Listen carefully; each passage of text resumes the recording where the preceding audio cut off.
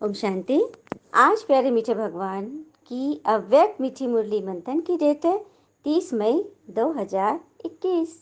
तो चलिए आज स्वयं साक्षात परमात्मा माउंट आबू में एक साकार तन के द्वारा आधार लेकर हम बच्चों को ये मुरली सुनाए हैं, जिसकी टाइटल है मनन करने की विधि तथा मनन शक्ति को बढ़ाने की युक्तियाँ। भगवान हमें बता रहे हैं कि हम किस तरह से मनन करेंगे और उस शक्ति को कैसे बढ़ाएंगे। तो आज रत्नागर बाबा अपने अमूल्य रत्नों से मिलने आए हैं कि हर एक श्रेष्ठ आत्मा ने कितने ज्ञान रत्न जमा किए अर्थात जीवन में धारण किए हैं। एक एक ज्ञान रत्न पद्मों से भी ज्यादा मूल्यवान है। तो सोचो आदि से अब तक कितने ज्ञान रत्न मिले हैं। रत्नागर बाबा ने हर एक बच्चे की बुद्धि रूपी झोली में अनेकानेक रत्न भर दिए हैं। सभी बच्चों को एक साथ एक जितने ही ज्ञान रत्न बाबा ने दिए हैं। भगवान कह रहे हैं कि मैंने तुम बच्चों को बराबर बराबर रत्न दिए हैं। अब कौन कितनी झोली में उसको रखा है, किसकी झोली में छेद है, ये तो बच्चों पर है ना। लेकिन यह ज्ञान रत्न जितना स्व प्रति व अन्य आत्माओं के प्रति कार्य में लगाते हैं उतना यह रत्न बढ़ते जाते हैं। बाप दादा देख रहे हैं, बाबा ने तो सबको समान दिए, लेकिन कोई बच्चों ने रत्नों को बढ़ाया और कोई ने रत्नों को गवाया। कोई भरपूर है, कोई अखूट मालामाल है, कोई समय प्रमाण कार्य में लगा रहे हैं और कोई सदा कार्य में लगाकर एक का पदम गुना बढ़ा रहे हैं और कोई क्या कर रहे, जितना कार्य लगाना चाहिए उतना लगा नहीं रहे। इससे रत्नों की वैल्यू को जितना समझना चाहिए उतना समझ नहीं रहे हैं। देखो बाबा सबकी चेकिंग कर रहे, सबका रिजल्ट बाबा को मालूम है। जितना मिला है वह बुद्धि के कारण तो किया, लेकिन कार्य में लाने से जो सुख, खुशी, शक्ति, शांति और निर्भीक स्थिति की प्राप्ति अनुभूति होनी चाहिए वह नहीं हुई है। भगवान इसे बता रहे हैं कि मैंने सबको ज्ञान रत्न से भरपूर किया, जो होनी चाहिए थी वह नहीं हुई है। इसका कारण मनन शक्ति की कमी है, क्योंकि मनन करना अर्थात जीवन में समाना धारण करना। देखो भगवान ने अच्छी रीति बता दिया ना कि भगवान ने हमें सबको बराबर दिया, बराबर बराबर दिए सबको, लेकिन कोई बच्चे हैं कि इसको एकदम ऊपर तक ले जा रहे हैं, बढ़ाकर एकदम औरों को बताकर जितना ज़्यादा बढ़ा रहे हैं, और कई है कि बस कमाया और खाया। तो इसका कारण बाबा ने यह भी बता दिया कि मनन शक्ति की कमी है, क्योंकि मनन करना अर्थात जीवन में समाना धारण करना, मनन न करना अर्थात सिर्फ बुद्धि तक धारण करना, वह जीवन के हर कार्य में लगाना नहीं हुआ। मतलब सिर्फ मन में रख लिया और उसको यूज नहीं किया सारा दिन, तो वो शक्ति नहीं बनेगी ना। हाँ, जैसे कोई भी स्थूल खजाने को सिर्फ तिजोरी में व लॉकर में रख देते हो और समय प्रमाण वह सदा काम में नहीं लगाते तो खुशी की प्राप्ति नहीं होती ना। जब उसको समय खर्च करने का आया और हम लॉकर नहीं खोले, दूसरे से मांग मांग के कर रहे हैं, तो क्या जीवन, कभी भी खुशी नहीं रहेगी। सिर्फ दिल का दिलासा रहता है कि हमारे पास है, न उससे बढ़ेगा न अनुभूति होगी। ऐसे ज्ञान रतन अगर आप बुद्धि में, आप बच्चों ने इसे बुद्धि में धारण किया है तो याद रखा, मुख से वर्णन किया कि पॉइंट बहुत अच्छी है, तो थोड़े समय के लिए अच्छी पॉइंट का अच्छा नशा रहता, लेकिन जीवन में हर कर्म में उन ज्ञान रत्नों को लाना है, क्योंकि ज्ञान रतन भी है, ज्ञान रोशनी भी है, ज्ञान शक्ति भी है। इसलिए अगर इसी विधि से कर्म में नहीं लाया तो बढ़ता नहीं और अनुभूति नहीं होती। क्लियर हो गई ना यहाँ पे। भगवान कह रहे कि यदि ज्ञान रतन सिर्फ दिमाग में रहता है, दिल में नहीं, मुख में है, सुना रहे हैं लेकिन अंदर धारणा नहीं, पॉइंट अच्छी है, तो वो क्या होगा, कुछ समय तक बस आपके मुख में वो अमृत का काम करे जब तक आप बोल रहे हो, उसके बाद वो पॉइंट खत्म, वो रतन, वो रोशनी, वो शक्ति सब खत्म, क्योंकि विधि से कार्य में नहीं लगाया तो अनुभूति भी नहीं होती है। ज्ञान पढ़ाई भी है, ज्ञान लड़ाई भी है। मतलब ज्ञान से हम लड़ते हैं, किससे, अपने विकारों से। और लड़ाई पर एक बहुत सुंदर कॉमिक प्रसंग है। एक बार एक नवाब और उनकी पत्नी में किसी बात पे झड़प हो गई, होता है ना, नोकझोंक हो गई। तो पत्नी ने गुस्से में कह दिया कि आप क्या समझते अपने आप को, हम औरतें इतनी इतनी मतलब काबिल हैं कि हम एक सेकंड में चाहे तो आपकी इज्जत उतार सकते हैं और एक सेकंड में बना सकते हैं। तो नवाब बोलता है क्या कह रहे हो तुम नवाब मेरी इज्जत उतार दोगे, हाँ हाँ इतनी पावर है मुझमें, अच्छा दिखाओ तो, अभी नहीं समय आने पर दिखा दूंगी। उसने भी ले लिया चैलेंज। एक दिन की बात है, नवाब के यहाँ तो काफ़ी सारे नवाबों की मतलब मीटिंग चलती थी, खान पान चलते रहता था। तो अंदर से पत्नी की आवाज़ आई, बच्चा रो रहा है। कहती है, अजी सुनिए, देखिए बच्चा कितना जोर जोर से रो रहा है। नवाब की पत्नी और उसे बुरी तरह से डांट रही थी। नवाब ने जोर से आवाज़ देकर पूछा, क्यों बेगम, क्यों डांट रही हो? बेगम ने अंदर से कहा, देखिए ना, आपका बेटा खिचड़ी मांग रहा है जबकि उसका पेट भर चुका है। तो नवाब ने कहा, दे दो ना। बेगम बोली, अरे घर में और भी तो लोग हैं, सारा मैं इसी को खिला दूँ तो हम लोग क्या खाएंगे? इतनी जोर से वो अंदर से बोली ना, पूरी महफिल शांत हो गई। अब लोग कानाफूसी करने लगे, कैसा नवाब है, जरा से खिचड़ी के लिए घर में झगड़ा होता है, फिर से बना दे, ऐसा क्या है? और ऐसा सब लोग बोलने लगे तो नवाब की एकदम पगड़ी उछल गई और सब लोग उठकर चुपचाप चले गए। कुछ मीटिंग सब चले गए। नवाब को बड़ा खराब लगा और बेगम के पास आए, ये तुमने क्या किया? तो आप ही ना बोलते थे कि तुम मुझे करके दिखाओ, तो मैंने दिखा दिया, आज आपकी इज्जत गिर गई, कैसी रही? तो नवाब मुस्कुराया, हाँ इज्जत तो चली गई, लेकिन अब तुमने ये भी तो किया था कि इज्जत वापस ला के भी दिखाओ, तो वो भी कर सकती। बेगम बोले, हाँ इसमें कौन सी बड़ी बात है, फिर से आप महफिल जमाना, फिर देखना क्या होता है। नवाब ने फिर एक दिन हुआ, बैठक बुलाई, मौज मस्ती के बहाने सभी मित्रगण बैठे थे। अचानक हंसी मजाक का माहौल भी चल रहा था। अचानक अंदर से फिर रोने की आवाज़ आई बेटे की। पत्नी ने आज फिर कहा। नवाब ने आवाज़ देख पूछा, क्या हुआ बेगम? बेगम, अरे आपका लाडला फिर वही खिचड़ी खाने की जिद कर रहा है। तो लोग फिर एक दूसरे का मुंह देखने लगे, कह रहे यार कैसा नवाब है, इनके यहाँ खिचड़ी के लिए रोज रोज हंगामा होता है। तो नवाब मुस्कुराते बोलता है, मुस्कुरा रहा है, अच्छा बेगम तुम एक काम करो, तुम खिचड़ी लेकर यहीं आ जाओ, हम खुद अपने हाथों से अपने बेटे को देंगे, वो मान जाएगा, और सभी मेहमानों को भी खिचड़ी खिलाओ। बेगम ने जवाब दिया, जी नवाब साहब। बेगम बैठक खाने में आ गई और पीछे से नौकर चाकर खाने के बड़े बड़े हंडिया लेकर के वहाँ टेबल पर रख रहे हैं। हंडिया नीचे रखी गई, मेहमान को देना शुरू किया। सारे नवाब और दोस्त हैरान परेशान हो गए कि जो परोसा जा रहा था उसमें चावल की जगह मेवे भरे थे, काजू पिस्ते, हाँ अखरोट, मतलब सारे सूखे मेवे से बना हुआ वो खिचड़ी था। अब सब लोग देख करके तो अवाक कि नवाब क्या ऐसी खिचड़ी बनती है, और सब खा रहे हैं, कितना सुस्वादिष्ट व्यंजन, ये तो हम कभी जीवन में किसी राजा घर में भी हम नहीं खाए। लोग मन ही मन सोच रहे थे कि नवाब के तो क्या कहने हैं, क्या इनकी ठाठ है। हाँ, मावा मिठाई मतलब खिचड़ी जब इसकी बनती है तो मावा मिठाई को क्या बोलते होंगे ये लोग। अब तो नवाब की इज्जत में चार चांद लग गए, लोग नवाब की रईसी की बात करने लगे, और जब सब चले गए तो नवाब ने बेगम के सामने हाथ जोड़े और कहा, मान गया कि मैं घर की स्त्री इज्जत बना भी सकती है और बिगाड़ भी सकती है, और जिस व्यक्ति को घर में इज्जत हासिल नहीं उसे दुनिया में कहीं इज्जत नहीं मिलेगी। सही बात है। नवाब ने तो उस दिन समझ लिया कि घर की औरत मतलब माताओं बहनों की तो क्या बात है। तभी तो ईश्वर ने भी माताओं को ही चुना है, क्योंकि वो कुछ भी कर सकती है ना। सुंदर थी ना बात।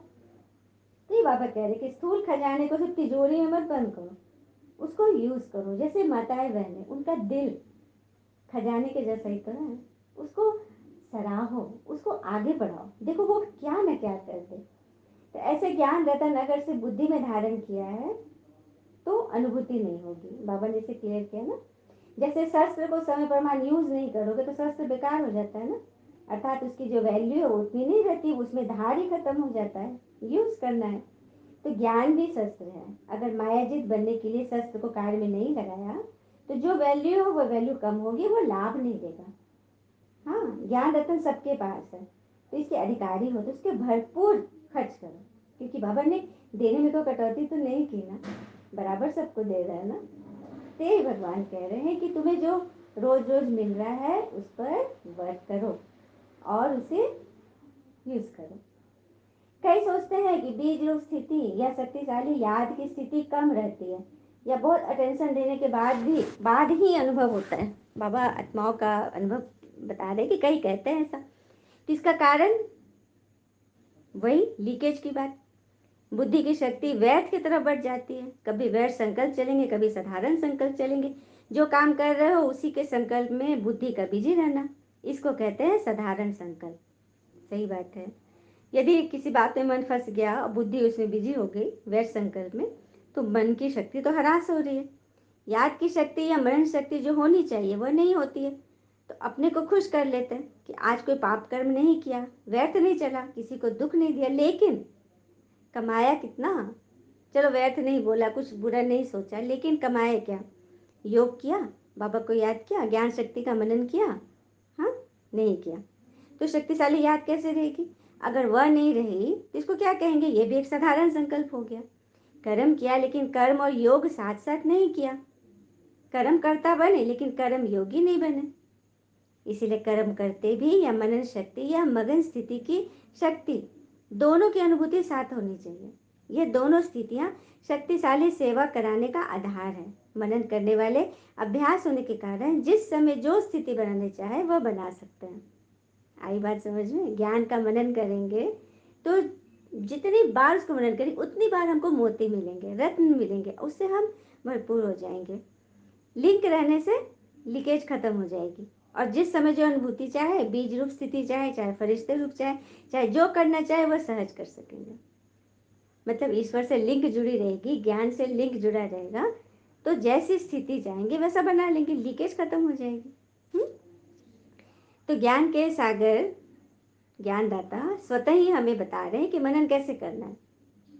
कहा था ना कि विधि से कोई काम करना है, सही रीति उसे यूज करना है। जैसे पावरफुल बॉम्ब होते भी यहाँ वहाँ ऐसे स्थान पर जाकर गिराएंगे तो वह चला जाएगा। अब कहीं कोई डायनामाइट फिट करता है, जैसे पहाड़ को काटना है, रोड बनाना है, तो जगह जगह जहाँ पे करना है वहाँ पे चलाएंगे ना, तभी तो वो काम करेगा। रास्ता कहीं बनाना और बॉम्ब कहीं फटा तो उसका यूज़ नहीं हुआ ना। इसीलिए यूज़ करने की विधि ठीक रखो। ऐसे एक एक ज्ञान रत्न अति अमूल्य है। ज्ञान रत्न व ज्ञान की शक्ति के आगे परिस्थिति व विघ्न ठहर नहीं सकती। लेकिन अगर विजय नहीं होती है तो समझो इसको यूज़ करने की विधि नहीं आती। दूसरी बात, मनन शक्ति का अभ्यास सदा न करने के समय पर बिना अभ्यास के अचानक काम में लगाने का प्रयत्न करते तो उससे भी धोखा खा लेते। ये भी बड़ी बात है। हम किसी मशीन को यूज़ ही नहीं कर रहे हैं, अचानक उसकी ज़रूरत पड़ी तो अचानक उसको खोल कर चलाएंगे, उसको कभी देखा नहीं, सेट नहीं किया ये कैसा चलता है, तेल पानी नहीं दिया मशीन को, तो वो चलेगा क्या? नहीं चलेगा, समय पर धोखा दे देगा। तो वही बात है, जो शक्तियाँ हमें मिली है उसको यूज़ करना है, और वो यूज़ कराने के लिए ही तो माया विघन लाती है। विघन से हम अलर्ट हो जाते हैं, अपनी शक्तियों को चेक कर लेते हैं। तो अलबेलापन भी आ जाता है इसमें। रखे रखे कोई चीज़ है हमारे पास, उसको यूज़ नहीं कर रहे हैं तो अलबेलापन भी आ जाता है। ज्ञान तो बुद्धि में है लेकिन समय पर काम में नहीं लगाते तो फिर वो हमें फ़ायदा नहीं देगा। इसलिए बाबा कहते कि सदा का अभ्यास, बहुत काल का अभ्यास करो, नहीं तो उस समय सोचने वाले को क्या टाइटल देंगे? कुंभकर्ण। उसने क्या किया? अलबेलापन में रहे ना, यही सोचा ना कि आने दो, आएंगे तो जीत लेंगे, सब उठा रहे हैं उठाए लेकिन वो उठ ही नहीं रहा है। अरे कोई मेरा कुछ नहीं बिगाड़ेगा, मेरे पास सारी शक्तियां हैं। तो ऐसा सोचना कि समय पर हो जाएगा, यह अलबेलापन धोखा दे देता है। इसीलिए हर रोज मनन शक्ति को बढ़ाते जाओ। सुंदर रीति बाबा ने बताया ना कि कोई भी शक्ति मिली हुई है तो उसको यूज करो, यूज करते करते उसके अभ्यासी बन जाएंगे। फिर रिवाइज कोर्स में वह अव्यक्त जो रोज सुनते हो, तो मनन शक्ति को बढ़ाने के लिए रोज कोई ना कोई विशेष पॉइंट बुद्धि में धारण करो। हाँ, इस विधि से अभ्यास करो। चलते फिरते हर कर्म करते, चाहे स्थूल कर्म कर रहे हो चाहे सेवा के कर्म कर रहे हो, लेकिन सारा दिन मनन चलता रहे। चाहे बिजनेस करते हो, दफ्तर में काम करते हो, चाहे सेवा केंद्र में सेवा करते हो, जिस भी समय जो भी काम कर रहे हो, बुद्धि थोड़ा फ्री हो तो अपने मनन शक्ति के अभ्यास को बार बार दोहराओ। हाँ, कुछ भी करो लेकिन मनन शक्ति को यूज करो, है ना। फिर बाबा कह रहे हैं,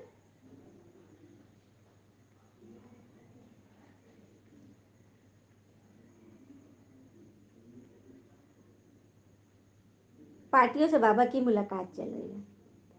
स्वयं को तीव्र पुरुषार्थी आत्माएं अनुभव करते हो, क्योंकि समय बहुत तीव्र गति से आगे बढ़ रहा है।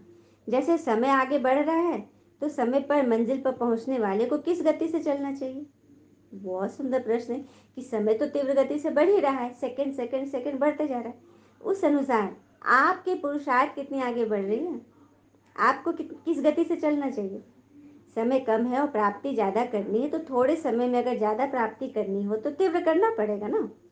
अब जो बच्चा दिसंबर में एग्ज़ाम होता है, हाँ, नवंबर में जिसने एडमिशन लिया, तो उसको तो ज़्यादा कुछ कवर करना पड़ेगा ना जल्दी जल्दी। तो वही बोल रहे बाबा कि समय कम है, अब एग्ज़ाम एकदम आने वाला है, तो जल्दी जल्दी पूरा रिवीजन करो। समय को देख रहे हो ना, तो पुरुषार्थ की गति को भी देखो। तो समय अगर तेज है और अपनी गति तेज नहीं है, तो समय अर्थात रचना आप रचता से तेज हो गई।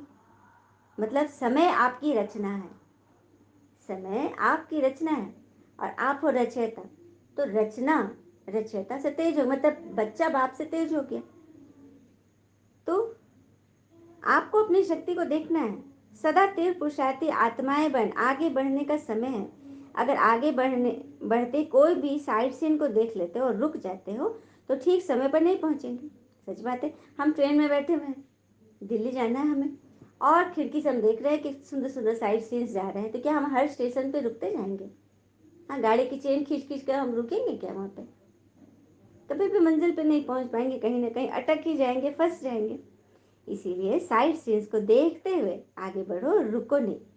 कोई भी माया का आकर्षण साइड सीन है, साइड सीन पर रुकने वाला मंजिल पर कैसे पहुंचेगा? इसलिए सदैव तीव्र पुरुषार्थी बन आगे बढ़ते चलो। ऐसे नहीं कि समय पर तो पहुंच ही जाएंगे, अभी बहुत समय है, ऐसा करेंगे तो बस वो वाली बात हो जाएगी ना, खरगोश वाली। क्या सोचा था वो कि अरे कछुआ के साथ रेस लगी है ना, कछुआ तो धीरे धीरे चल रहा है, देखो मैं कितना फास्ट हूँ, थोड़ा आराम ही कर लूँ, क्योंकि अहंकार में आ गया ना। तो अंत में उसकी हार हो गई। तो ऐसा हमें नहीं बनना है। हमें तो सदैव slow and study wins the race, धीमे ही चले लेकिन सही ट्रैक पर चले। यह भगवान कहते हैं। कि बाबा कह रहे कि सेवा का उमंग उत्साह सबका बहुत अच्छा है, और जहाँ उमंग उत्साह है वहाँ सफलता भी है। तो सदा यह टेंशन रखना है कि पहले अपना उमंग उत्साह हो, संगठन की शक्ति हो, स्नेह की शक्ति, सहयोग की शक्ति हो, तो सफलता उसी अनुसार होती है। सफलता प्राप्त करने के लिए हमें बस भगवान से पूरा जीवन यह समझना है कि हमारा पूरा जीवन एक अनुभव है। हम जितना अधिक इसका प्रयोग करेंगे उतना ही हम बेहतर बनेंगे। और ये भी समझते हैं कि एक क्षण एक दिन बदल सकता है, एक दिन एक जीवन को बदल सकता है, और एक जीवन पूरे विश्व को बदल सकता है। तो हम सब विश्व के कर्ता धर्ता है।